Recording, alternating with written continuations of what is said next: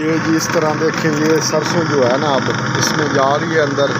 یہ break break دانے دیکھ سکتے ہیں آپ کس طرح یہ ان کے ذریعے سارے ٹرن ہو کے یہ اس پائپ کے ذریعے سے یہ نیچے جا رہی ہے. دیکھیں یہ کس طرح یہ ان کو نیچے یہ دھکیل رہی ہے. یہ سارا جو ہے نا سسٹم اسی طرح سے چل رہا ہے. یہ بریک بریک کتنے بریک دانے ہیں دیکھیں، اور یہ نیچے جا رہے ہیں یہاں پہ ادھر سے. اور 20 ہارس پاور کی یہ مشین لگی ہوئی ہے.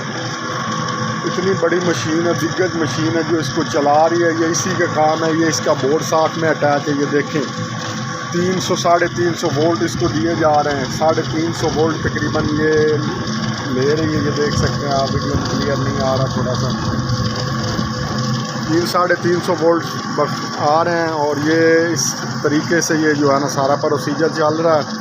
یہ اب اس کو ٹرن کر کے سارا جو ہے نا اس کا ایک طرف سے وہ کھل نکالے گی اور نیچے تیل نکلے گا.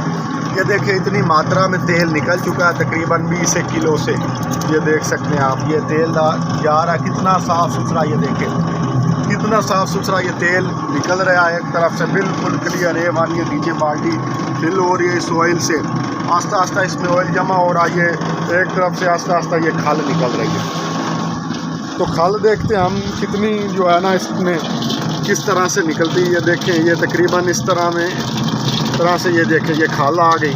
یہ دیکھ سکتے ہیں آپ، اس میں ابھی بھی کافی آئلی ہے، پر یہ آہستہ آہستہ یہ اسی طرح 8-10 بار یہ جو ہے نا بار یہ چیز یہ کھال کو دوبارہ اس میں پھر دیکھیں یہ دوبارہ اس میں ڈال دیا جائے گا.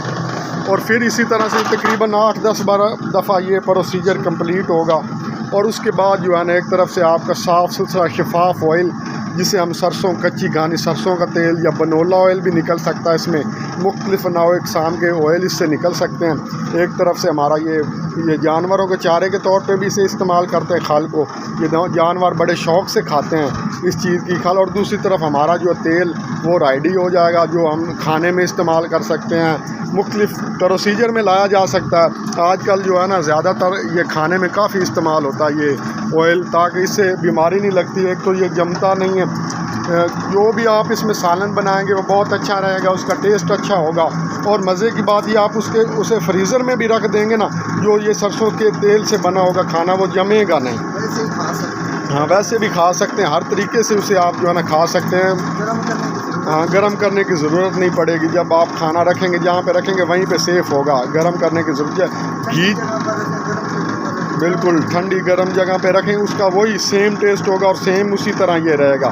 یہ اس کی جو سہولت ہے.